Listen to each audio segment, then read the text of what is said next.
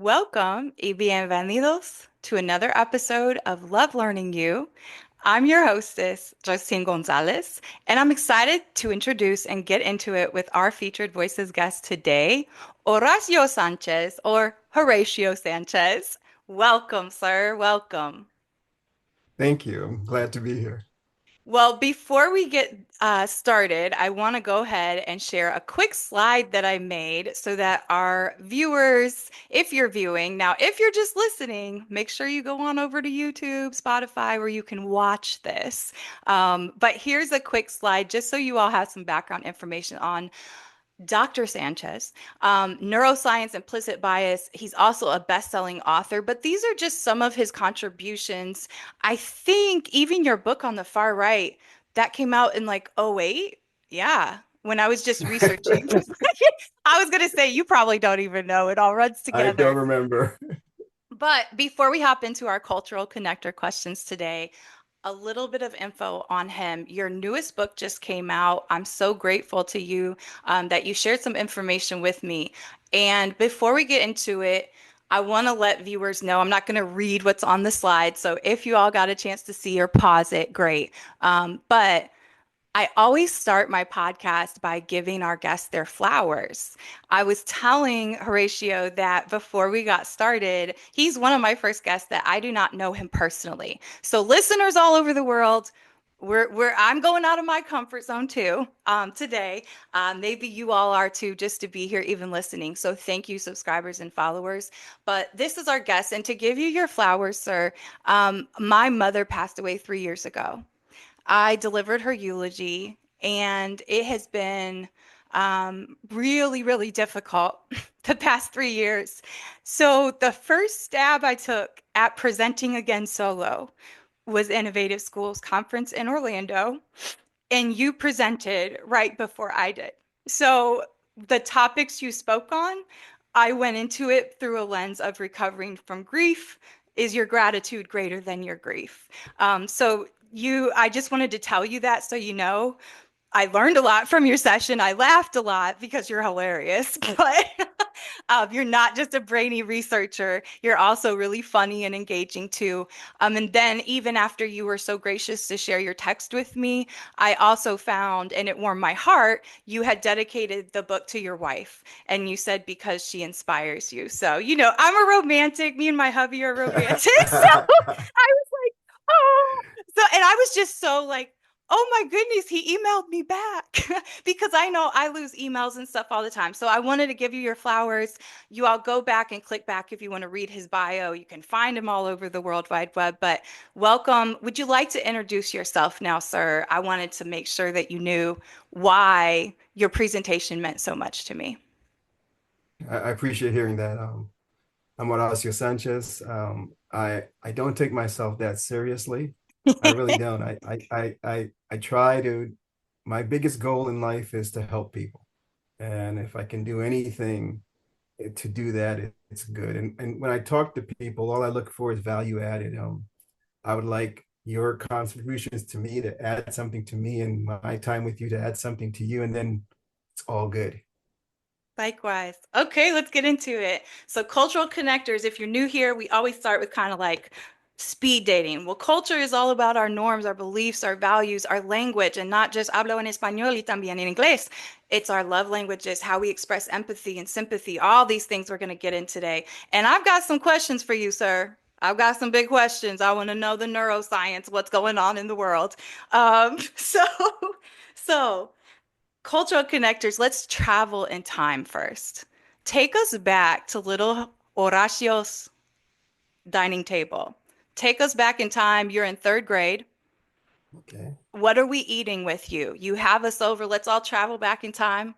What are we going to have for dinner? And what is your household like? Okay. If I think about meals, you probably grew up like me, where the dinner table is a big thing in our culture. Hmm. And what we eat is we tend to spend too much time at the dinner table, I think. My family used to have big Sunday dinners was a big deal, not only for our family, but for our extended family. And that doesn't mean people that were family to us, just neighbors, people who went to church with us.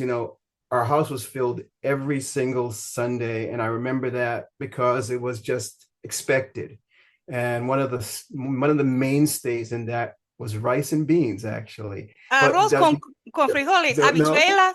Oh, and the way my mom used to make it is you take the coconut and grate it and mm. take the steeping water and pour it over and get that to be your substance of your water with just a hint of coconut flavor. And it was always a mainstay. Rice and beans were there all the time. And so little me will remember rice and beans.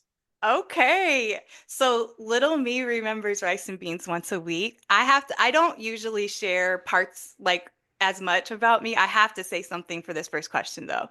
So that was our meals once a week. But for me, and so you know a little bit about my cultural context and why I nerd out, and my PhD ABD is cultural neuroscience, cultural psychology, and studying that with school leaders. You've studied extensively leader and school bias, implicit bias, etc., for viewers to know, even if you're not in education. Um, but I grew up, my friends and family lovingly call me an Amo-Rican. My mother's bloodlines are Amish Mennonite. My grandparents left the Amish church, and my father Wow. Puerto Rican. So she learned how to make everything, and we ate rice and beans like once a week growing up, and also some white rice with ketchup on it.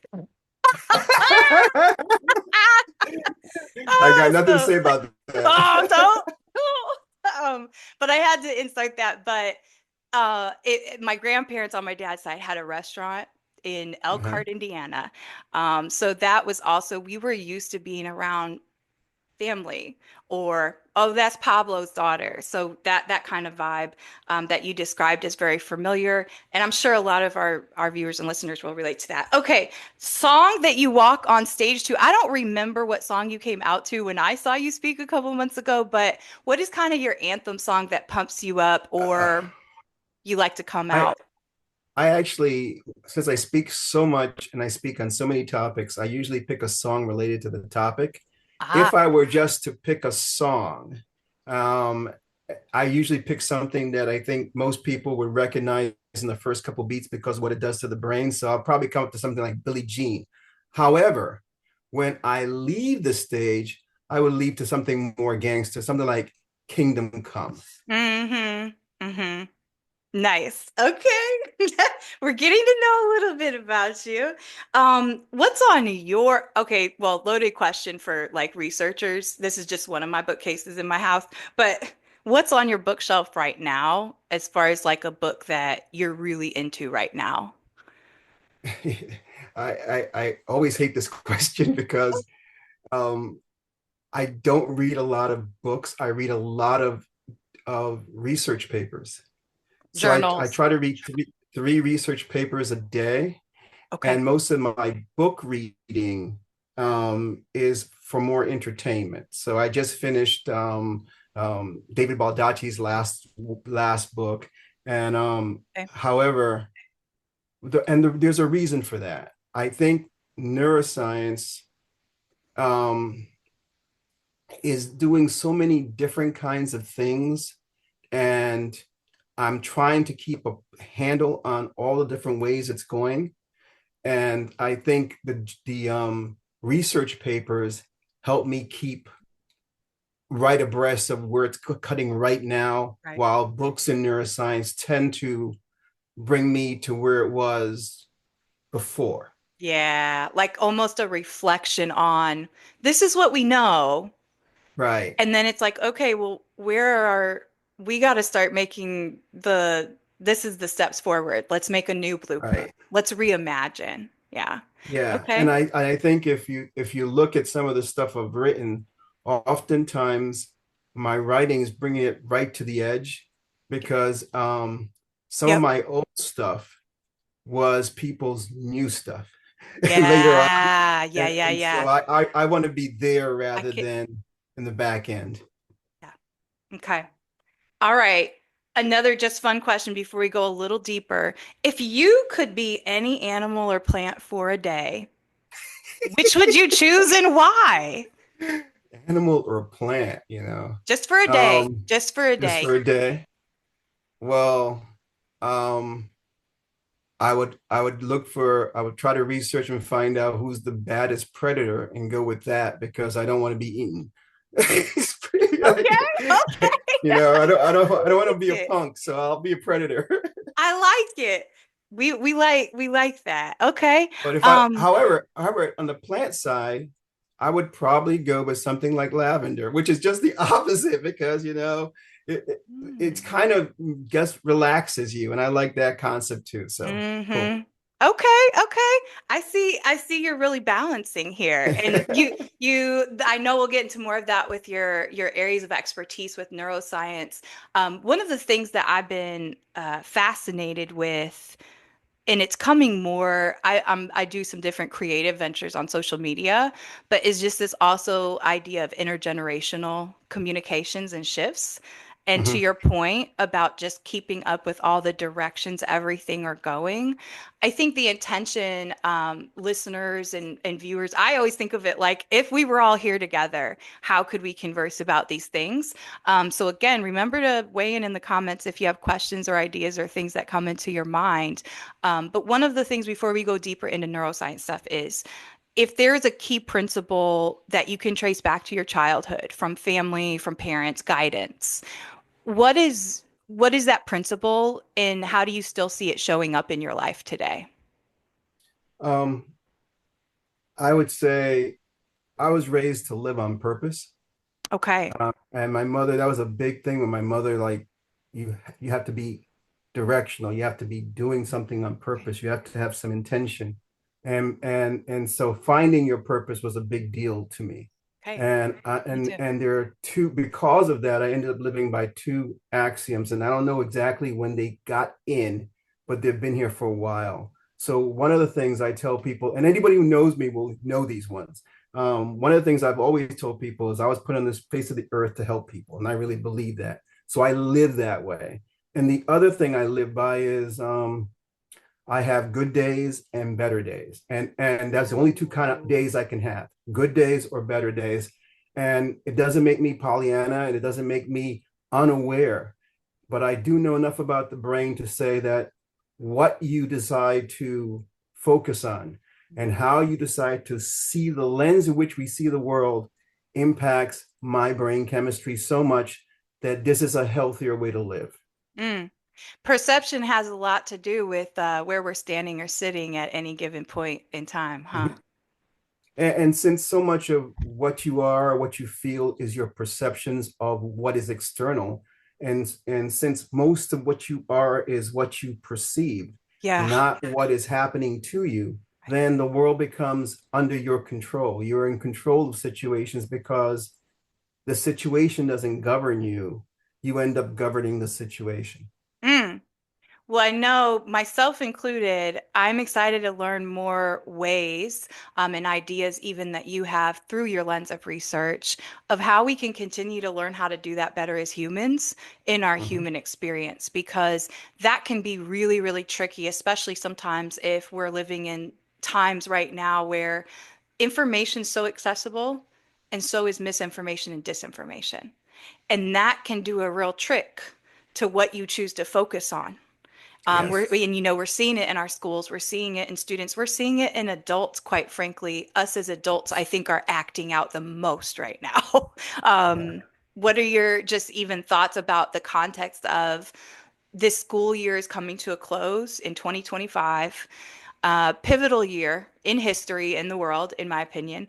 But what are you seeing as far as our abilities to really pull ourselves up? Because like that, so I'm saying I'm being a little bit of a poking. Like if somebody hears you say that, like, oh, that's easy for him to say. He's been a best-selling author. He goes all over and speaks. People love him. It's easy for him to say he has good days and better days. What would you say? I'm being a little facetious, but from a neuroscience, because I know the work I've put in through the years, even to try to shift Mhm. some of my mindset patterns and neural Right. pathways. What would you say to somebody who's already going, well, that's easy for you to say? Well, okay, let's be fair to everyone, including those people. Um, you started someplace. You started Mm, this race of life someplace. And one of the things that you have no call in and you have no power over, you were born with a temperament.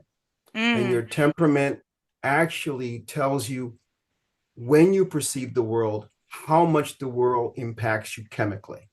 So, to be fair, there are people who are impacted less chemically and people who are overly impacted by the world. If you are on that end of the spectrum and you got to the place where it's easy for me to say that stuff, I understand that because you started there and the world impacted you differently. And the lens you saw as even a baby was mm. filtered to that temperament. So I don't begrudge your position. However, your position can still change if you were to actually take on the perception of what I focus on impacts me.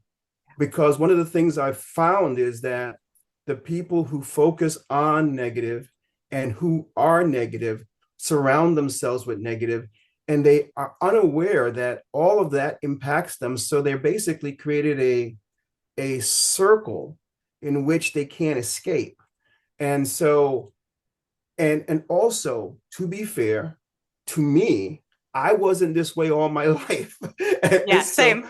I grew up out of hard stuff and I came out of neighborhoods that was the greatest and all that stuff. Yeah. And it wasn't like, ooh, I came out. I I actually made a decision to Mm, shift my perceptions, and it was work. And it did not happen overnight, and it did not happen quickly. But once it happened, it was permanent. So I'm telling everybody there's hope for everybody, and it is a better way to live because wouldn't you rather go through life thinking it is a wonderful experience than go through life thinking this really sucks? yeah. Because out of the two, and this really sucks has nothing to do with what's happening to you. This really sucks has to do with how do I respond to the things that are happening? And I think we have an option in response. And I do know it's harder for some people. And I do know it's not easy. And I do know some people go through a lot more than others. Yeah. But you're going to play the hand you're dealt. And I'm just hoping you play it to the best of your ability. And that's all I will hope for anybody. Mm-hmm. Did you have a pivotal moment you can think of that was like an aha where you said, no more? Um, that shifted and you said, Yeah. I can't keep validating myself externally Mhm. with people who like one simple question, viewers, listeners, look at who you talk to most on any given week or month. Those are the people who are validating your experiences and look at Right. their lives. Do you want, is that what you're aiming for? Right. So you're going to keep energetically attracting that same thing. And I think to your point, sometimes we just don't Right. know it. We go, well, they love me. They're saying, yeah, I'm right about this. But well, maybe that person thinks the same way you do and they live as negatively. Did you have some of like a aha moment? Yeah, I think I had a aha period. I was kind of living two lives in many ways. I was going to a very rigorous academic level high school, and I was hanging out with very non-academic and very different friends. Yeah. And but I grew up with these people, and Yeah. they're the people who I live around. Yeah. But it was almost a case where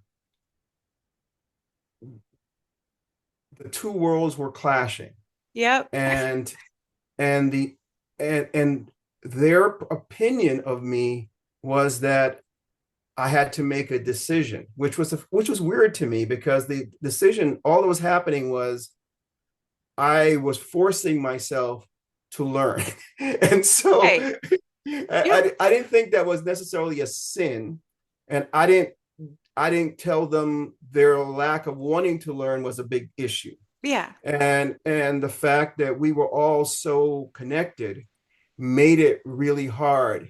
And then by the time I went to college, when I came back home, I got I people were still my friends, but they almost like treated me like I was a narc. You know, I like understand. you You've can't say this changed. around him anymore. He's, and it just I found that it really was a situation in which I had to overcome the thing, because most people at that moment go either or. And my way was, there has to be a way to bridge this. Yeah. And the way to bridge this is continue trying. And Yeah. that's all I could do. Yeah. Yeah. And I think that's such a powerful thing too, right? Right now at this moment, I think any person can relate to having to choose whether it is based on a belief a family member holds or a difference. That shift in relationship changes when one of the two people, even if we just zoom in on a friendship, when one of the two people doesn't stay put in that same city or that same school, and they go out and they have very different lived experiences because Mhm. you can't not be changed, especially by traveling and things like that. So I think that's another example where I've seen, especially people after you finish college or after you Right. graduate high school, because it's kind of like, well, do I want to stay? And do I stay with the people I've always been around? But that's scary. It can, and that I think also has capacity levels for humans of comfort.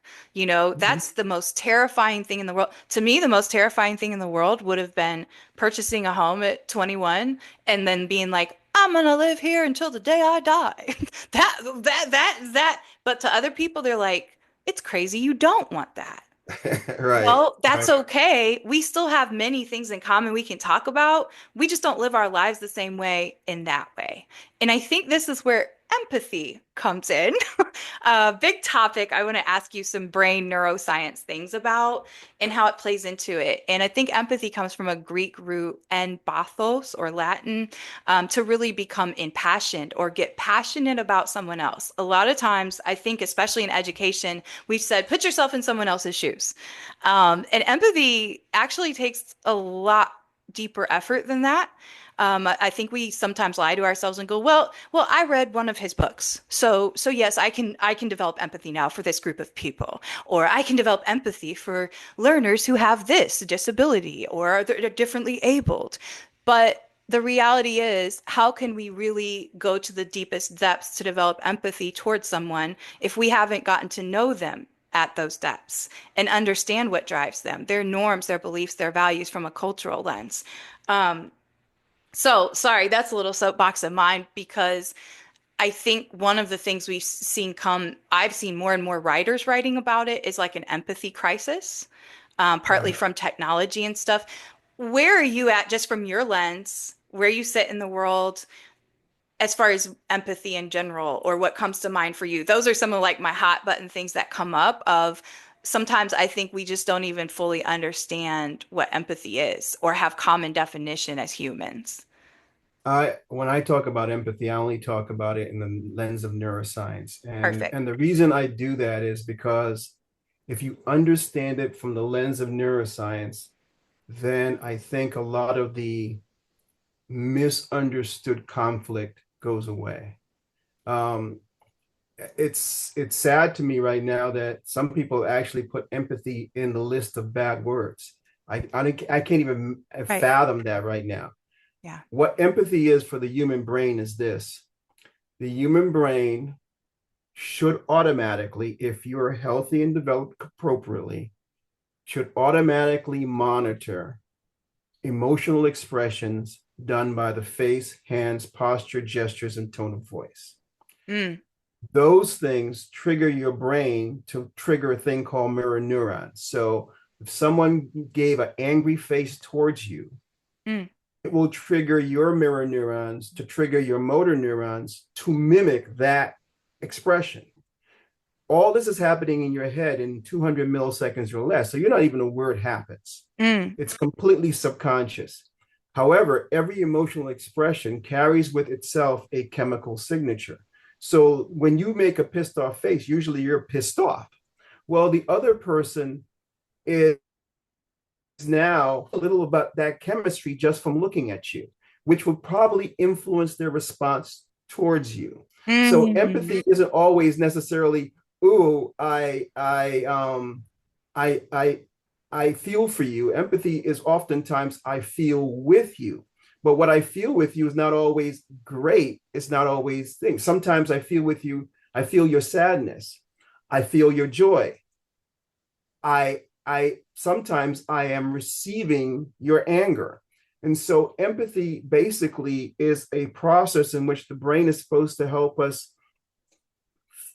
understand social dynamics that are more significant, but also be aware of social emotional movements that can sometimes be good or dangerous. So Right. that's why we are wired to do it, because we're supposed to notice someone who seems dangerous or someone who seems angry to actually prepare ourselves for the all the options. But in that, we also get a lot of other things. So we monitor subconsciously face, hands, postures, gestures, and tone of voice, and that influences our thoughts and actions. But most of the time, we're not aware that it happened unless it's just conscious. So everybody's aware of this person looked pissed off at you, and you got pissed off at them. That's easy, you know that. Right. But the real issue is that it's happening all the time and you're not aware of it. So your microsarcades, that'll be the largest scanning feature of your eyes, are constantly moving. Okay. They automatically spot emotions of other people. So you're walking down the street and you pass six people, you paid them no mind. If they were displaying emotions, your brain spotted them, your brain mirrored it, and you were influenced. So it has gotten me to the place where I understand the emotional experience of the people around me, whether I know them or not, impacts me on a daily basis constantly. And if you understand that, then you can quickly make a quick assumption, which is the levels of the emotions that surround me Mm-hmm. are either helping me or hurting me. So you can, from that, you can pretty Yeah. much get school environment. Go to a school where everybody seems happier, and guess what? You're better off. Go to a school where everybody looks pissed off or tired, and you're worse off because they're pissed off and tired is changing your chemistry. Their Yes. happiness is Yes. changing their chemistry. So people walk around saying, I'm not being impacted by other people, are unaware of how the brain actually works. Yeah. And the other problem with this whole thing about empathy is that I think people have lumped empathy into the equity and diversity conversation. And empathy is part of our humanity. It's part of what we're hardwired to do. It has nothing necessarily to do with equity or race. It has to do with how we respond. Um, Ah. and so the reason it's been tied in is because we tied into bias. So yes, what the same things that produce empathy in us biases us towards people, but Ah. that is a component of bias. It's not all of bias. So for example, you have a negative bias. Your negative bias has nothing to do with anything else in relation to people necessarily. So we know about negative bias, and we know you're born with it because we looked at babies' brains, and babies, when mom's happy, guess what happens to babies' brains? They mirror motor neurons, and baby gets happier. Yeah. When mom's sad, motor neurons mirror neurons, motor neurons, baby gets sad. However, the impact of sad on baby was 5 times more than happy. So, Ooh. so we have this negative bias. So Mm. there are lots of aspects of bias and that we have that we deal with, and they all have to be put together to give us outcome. And what happens if we reduce bias to just one aspect of bias Right. or one topic related to bias, we lose. And what we want to do is understand all the way the brain produces bias and see how they impact on each other. Then we end up with what is an accurate description of situations. And the other thing is that people need to understand is if it happens subconsciously, Mm. then it's you have nothing to do with it. Mm. It's just happened. It just happens subconsciously. What we now know is if you understand how the brain does it, we now can become more conscious of it and actually know, well, if this is how the brain produces negative and positive outcomes, I can actually change or influence negative and positive Or, outcomes or maybe by doing. override. Yeah. Yes, Yeah. I have a playing role in this decision based on, I know if I know you monitor my face, hands, posture, gestures, and tone of voice, Hmm. then I can do things with my face, hands, posture, gestures, and tone of Right. voice to hopefully influence you to perceive me better. Right. And so I have a choice now. Yeah. Now, will it automatically make you perceive me better if I project more positive towards you? Not necessarily, but the chances are a hell of a lot better if I do that. Yeah. Yeah. Yeah. I Yeah. do Yeah. Yeah. and so it really has to do with, I now understand what I'm looking at consciously. So when we Yeah. train people in what the brain does, they now go, oh, I get it. And if they go, I get it, for the first time, they are able to then say, then I play a role in this subconscious process by my conscious actions. And that's really what we want to get people to start to consider. Yeah. But we want them to consider it by understanding what the brain does. And I think too much of the concept of empathy and bias has gone to a conversation of intentional negative intentional outcomes. Right. So, Can I take a stab at a real world uh-huh, example? Okay. sure. And what I'm very open, okay, very direct. And I have done a lot through the years facilitating. I I'm not big on buzzwords, but cultural competency, cultural, like all the Mm-hmm. different stuff that, but Okay. essentially what I believe to be, how do I connect and understand other people who think, sound, talk, live differently than myself? Okay. Okay. So one of the ways over the years is helping people to, again, become more aware of how you operate and just asking why. Okay, well, why do you think that about that neighborhood? Or why do you think that about that person? And a lot of times they just haven't asked themselves the question. So one of the biggest things that I see happening, and I'll give an example with you and me because we're sitting here, and Mm-hmm. I'm white Latina, you're black Latino. So Okay. say that we're in a training, you're presenting, I'm a teacher, and I say something, and you decide in that moment is significant enough for you to go, well, so what you did right there, that was actually a microaggression. I have the feelings and the things that happen, like you said about the energy earlier and emitting that. Okay. Mm-hmm. What I see happen often with people, even when we're in work together and we've decided to do this work together, of identifying our own biases or maybe just things we didn't even realize we were saying or doing, is instead of having that discomfort, sitting in it to create a new neural pathway and get out of that comfort zone just enough to kind of override it from a negative to more of a different bend, right? Because bias is really a lean or a bend a certain way. In that moment, you're gonna feel me feeling like, he corrected me. Oh no, I said something wrong. Is it because I'm white and he's black? I think that that is what is happening.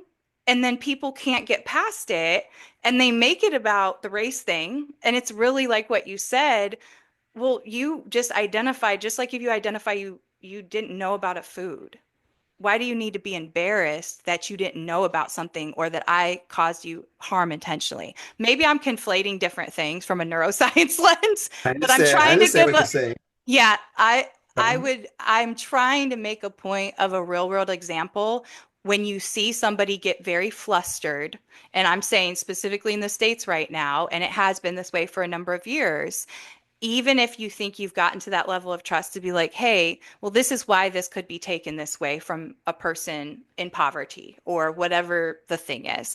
I use the race example I understand what because, you're saying. yeah, help me, However, correct me. I would never use the phrase microaggression, Okay. because if it's truly a microaggression, it wasn't an aggression. Ah, okay. It was just a micro response that's subconscious. Mm, If I Just by me calling it a microaggression, I've made it something it really isn't. And so the terminology is already not designed to do what we're supposed to be doing, which is if I'm supposed to help someone understand, mislabeling it will not help that. Um, okay, let's figure out how did this micro response occur. Okay. Let's say I, in the subconscious of my brain, have associated you to something negative. Right. So at 200 milliseconds, that subconscious connection of you to something negative occurred, which might influence my facial response. Mm-hmm. Am I aware of that? No. Was I intending to do that? No. Why did I do that? Because I've made some connection. It's not, it's so it happened. At the moment that I tell you this is what you've done, we've created a situation where we cannot even have a conversation because we're already at this. When in It's already a reality, confrontation. right. But if we understand how the brain produces those things and people go, ah, then you understand you could do it, or in situations you're most likely to do it.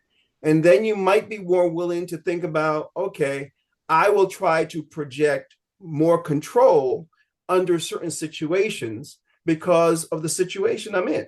Right. And so the reality is that everything that we're talking about when you talk about subconscious bias or implicit bias is completely unaware. Yes. It's understanding how it occurs that gives us an idea of why it could occur. And then we can say we can do things to prevent it. Because if you ask most people, would you want this to be the expression or the perception that someone has from your behavior? Right. They would tell you no. Right. So it's not like this is my value system. Those people are easy to get. Yeah. They want Yeah. to send that message, Yeah. but that isn't subconscious. That's conscious. Right. Subconscious says we're act likely to behave somewhat subconsciously different to differences, and differences isn't a thing. Differences is what's different to you. So some people may act different towards a female. Mm-hmm. Mm-hmm. Some people may act different towards someone who's overweight. Some people Mm-hmm. may act different towards people because different automatically alerts the brain. And, and, Ah. and difference that you're uncomfortable with usually does things to you that sends different signals. However, if I truly understand how the brain works and I'm aware that that could happen, then I could tell myself what are some of the differences that I may feel uncomfortable with. Then I will do a better job projecting Mm-hmm. or controlling face, hands, posture, Yep. gestures, and tone of voice in that moment. That is actually the process I went through. That's what I did. I said, once I learned the science, I said, then the logical thing is that I'm doing the same thing. Yeah. And so I consciously tried to change my external projection of emotions to people I met. And I tried to do with everyone, but I'm more conscious to people who are different than me. Right. After a while, what happened was it was just the way I behaved. Yep. But the most important thing that happened to me was the world changed.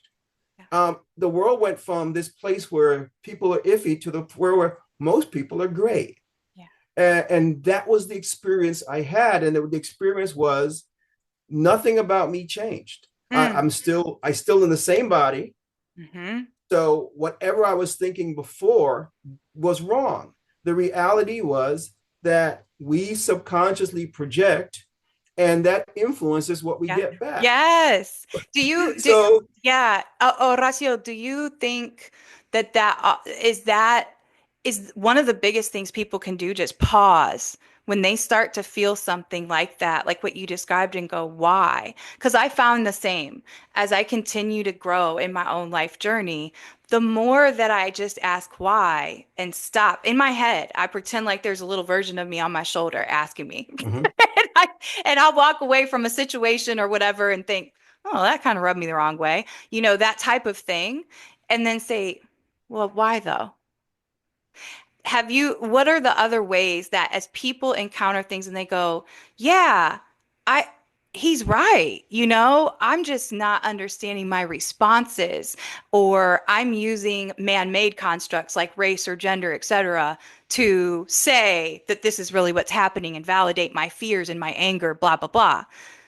What would you say are there any other strategies that help in the moment you get that feeling of almost like a bubbling up panic, like, oh, well, this person looked at me weird, what's going on? And sometimes it's for a reason, right? Hmm. I believe in spiritual intuition. So like that's a whole other conversation outside of neuroscience, but um what would you say when people start to encounter that, why'd that man look at me that way type thing in their Hmm. head? Because it I, comes off of us. It comes off of us, even if we don't I say understand it. that. I understand that. But I also think there's a difference between the person on the lookout and the person who's just reacting. Ooh, Um, if you're on the lookout, you see more, but also your circumstances can put you on the lookout. So let me give you an example. okay. We're aware that kids from poverty seem to monitor negative expressions far more than positive expressions. And they actually miss some of the positive expressions that their brain's supposed to be getting. And we think as an adaptation based on survival, if they come out of very high risk neighborhoods, so it behooves them to subconsciously notice negative more. And because they subconsciously monitor negative more, they consciously then will see a higher percentage of negative responses. Yep. But the problem is they're actually missing the positive ones that should have been able to counteract some of the negative ones. So that's why some people will walk on a chip.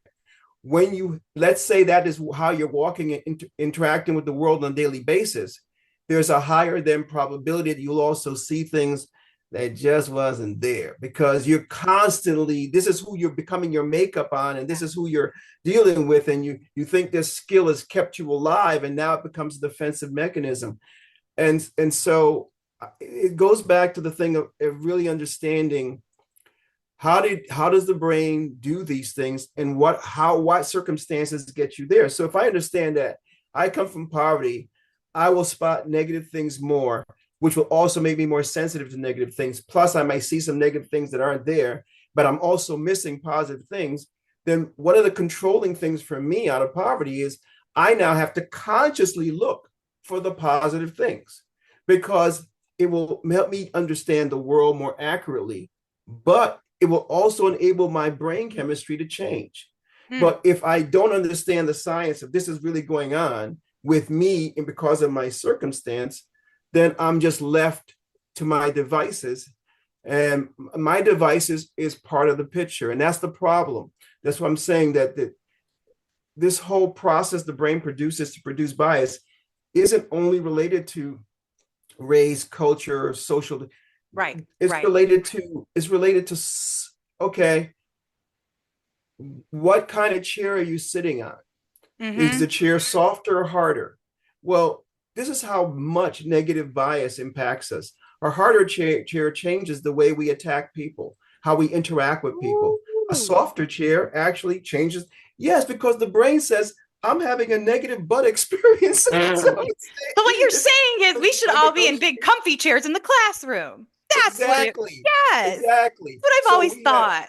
right. And we have confirmation bias where we going, Yeah, okay, I know I am designed to see subconsciously things that support my belief. No intention needed. My brain will do it automatic. That that's right. microsaccade will Right. spot it. So what I believe is gets stronger. If I'm aware of that, then I know one of my jobs is to look for things that might contradict my belief because they're out there. But it Yeah. also makes me know that what I believe needs to be always tempered, because the natural tendency of my brain is to overcompensate to make my belief more valid. As a result, I can have a strong belief that's really, really wrong. And And once you harmful and accept that, harmful. Yeah.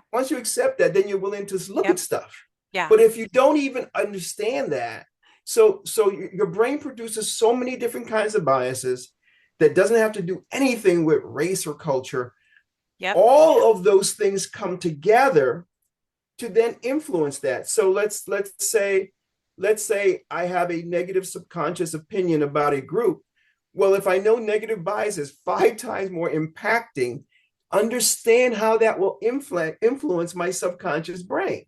So I start to understand how we can get to reactions that are what they really are. Yeah. And Yeah. and I think the good, and that's why I tell people the last book I wrote was to clarify many of the misunderstandings related to bias, because I think the science, when it's done correctly, does this to us, Yeah. brings us together. When it's done wrong, it does this. Yes. And I've seen too many cases where the science was used to do this. Yep. And what was missing from the science is the rest of the science. Yeah, yeah, yeah. It's not the whole picture, right? And I think that's how we shortchange each other as humans. We don't have Yeah. the whole picture. And that's why I Mhm. say, well, get compassionately curious then. If you're interested, then you ask the whole picture. And if they feel comfortable and safe with you, they'll tell more pieces of that picture over time. If you're genuine, if you want it. I think the thing is, we also have to be honest with ourselves. Okay, well, do you have the bandwidth and energy to pour in to those situations, whether it's with a work colleague you want to get to know better or whatever, right? So from your purview, how is kind of this empathy crisis or our understanding of how we even interact in our responding and reacting, how is this impairing us in society and culture right now, like the most, especially in your uh, work with, yeah, yeah. we're more impacted than ever before. And that's not me being, oh my God. Okay. It's me saying, if you look at all the different forms of research, like, okay, most of the literature says empathy's been dropping now basically 50 years. Mm-hmm. Some literature says it's it bottomed out and it's gone up a little. But either way, it's still really low where it bottomed out and it's gone up. So we're 3/4 of our society right now is less empathetic than people who lived in 1970. Ooh, That's scary. Well, there are lots of reasons for the drop in empathy, but there is a reason to sound the alarm, because empathy is the thing that makes us human. And I can say that clearly, and no one can argue with it, because when we check the people who tend to lack empathy, let's go to the extremes: psychopaths, hmm. sociopaths. That's right. What do they have in common? They have in common self above everything else. Hmm. Their opinion is stronger than everyone else. And their opinion tends to be loud and aggressive, because when you lack empathy, there's really no need to consider another point of view, Hmm. anybody's feelings, Hmm. nothing else. So here's how it's impacting us today. We're having we have less empathetic people, and we're having, because empathy allows me to negotiate with you. Yeah. Okay. So let's say I'm presenting. I'm at the Innovative School Summit Conference where you saw me. There's Hmm. 2,000 people there. Hmm. You are well aware that I do a lot of, I'm not, I don't take myself seriously. So people Hmm. laugh. A lot of, okay. Hmm. I said a tongue in cheek comment. 1,999 people laughed. One dude got offended. Oh my God, I can't believe he said that. He took it literal. He got upset. He's writing his evaluations. He's yelling and screaming. And because he's that emotional and because he's that negative, it's going to trigger his amygdala. So he's not done with just writing. He's going to go out there and what? Talk to everybody, say to everything, yell and scream. And right now we have a world in which people are reacting to that and Yeah. saying, oh no, we got to stop. We got to stop. So we have lots of people stopping to give the least, the least empathetic person The the most greatest validation. voice. Yeah. And so at the moment when we gave him all that voice, we have discounted Hmm. 1,999 people who understood what went on because they had empathy. So empathy is impacting us in a lot of different ways. And one of the things we're seeing now is when you have less empathetic kids, you're going to have more what? Not only conflict, but less ability to find the truth, because truth has something to do with empathy. Because I'm empathetic and you and me have very different opinions. My empathy allows me to go, let me evaluate this rather than react to it. So one of the things that I'm really concerned about right now is that I'm hearing people say, whose truth?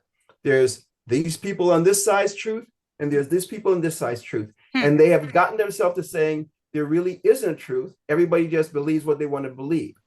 Well, Mm-hmm. the moment you get to that place, you're Mm-hmm. saying there isn't truth. Mm-hmm. Well, there is truth. And so how does this impact us today? Well, I'm a member of the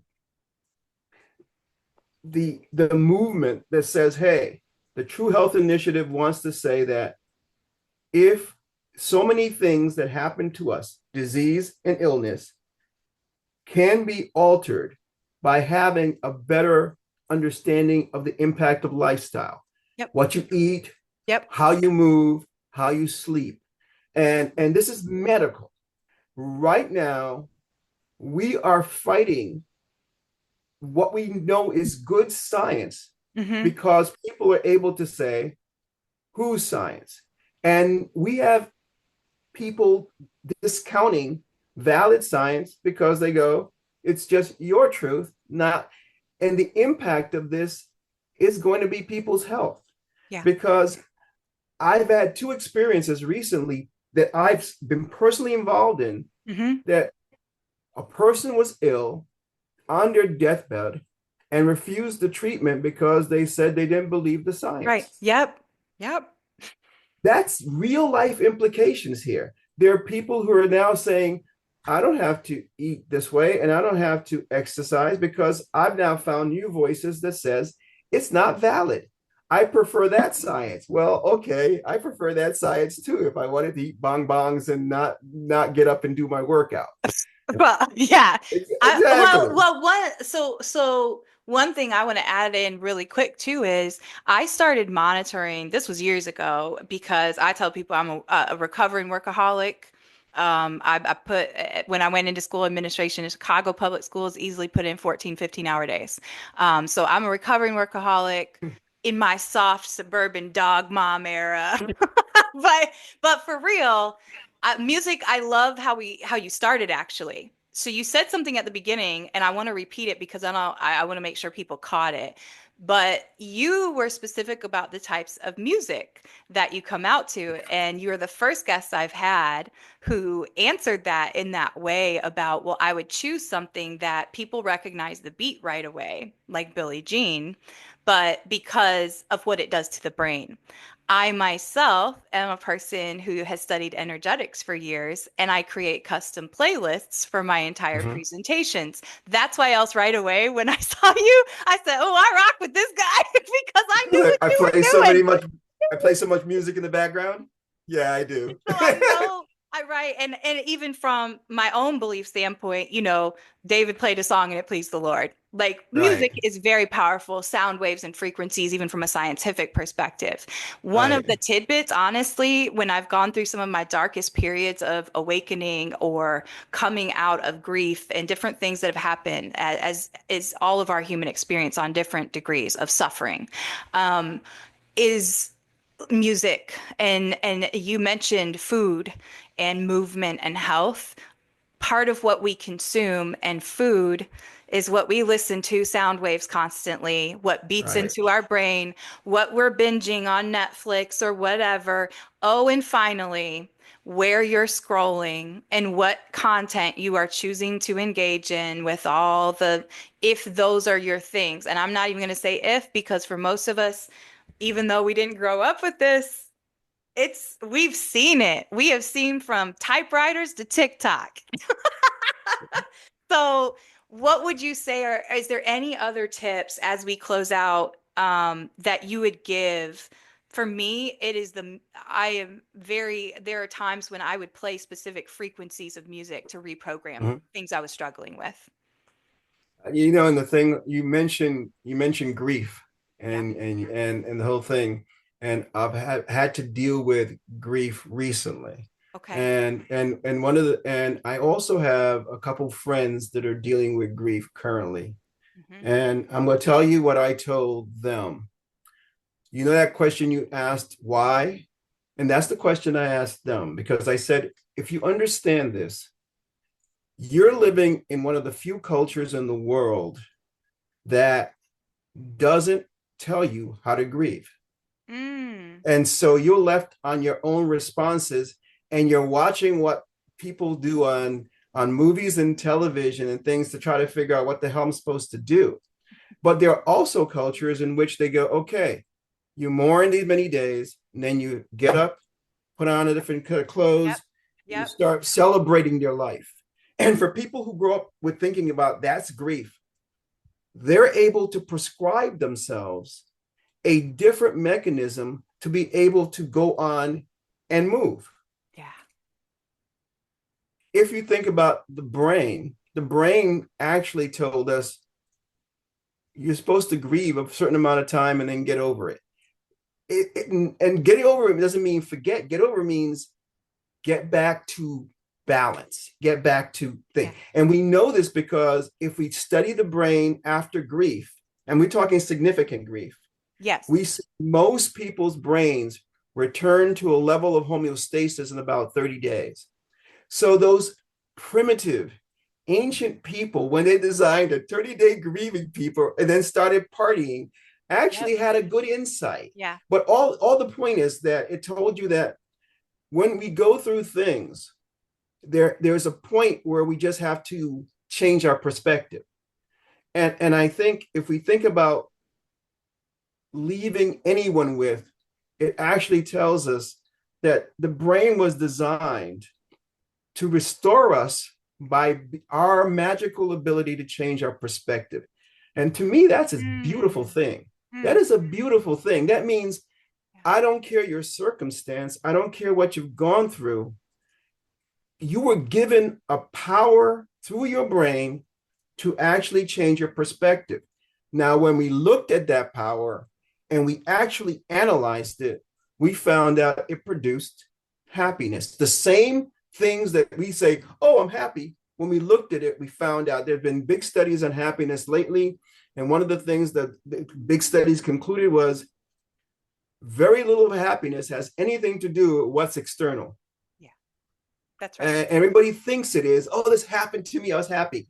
They've said, well, you know, when we really looked at happiness, the level of contentment, it really had more to do with how we viewed things than what it was. And I think that is the message that everyone needs to leave with. It's not me telling you this is a good idea. It's me telling you you were designed for this. You Mm. were built for this. Your brain was actually supposed to do this. And regardless of how you want to say it, what label someone wants to put it in, whether you want to call it synthetic happiness, whether you want to call it, everything we know about you is that the trauma should not overwhelm you. Your circumstances should not dictate what happens to you. Mm. You have in every situation, in every circumstance, the ability to get out of it and be a better person and be a stronger person. And that's what we want everyone to be. Mm. Well, I'm kind of sad to hit end on the call, but this has Already? been yeah, it's been an hour already. I'm gonna flash your bio slide up here, especially. I will always link people back to your website, Horacio Travels. Do you travel the world or are you mainly in the United States? As I far as am mainly in the United States, especially since COVID. you, And well, that yeah, changed, yeah, yeah, yeah. it changed Yep, some of the levels, yep. but I'll travel any place. Okay, so this is a little bit more about him again. I always link the full guest for our featured voices episodes, you all. They're always below in the caption description, and I always put some assets in the guest's website so that you can easily access any of these tools that Dr. Sanchez has been kind enough to even just sit in space and share with us today from the heart and also really from the brain, and how they work together. So thank you, sir, not only for your contributions and what I know you're going to continue to do, and hopefully our paths continue to cross. But I am so grateful you took time out of your day to be on Love Learning You. Let's continue to And get compassionately curious together. Any final words? thank you for being allowing me to be the first stranger. No longer. Now, No hey, longer. now if we meet up sometime in a conference or whatever, we'll have to have, We're some like rice. that. Yeah, some rice and beans or something. Sounds great. Thank you, man. See I you really soon. appreciate it. Bye bye. It's been a Take care. pleasure. Bye Bless. bye.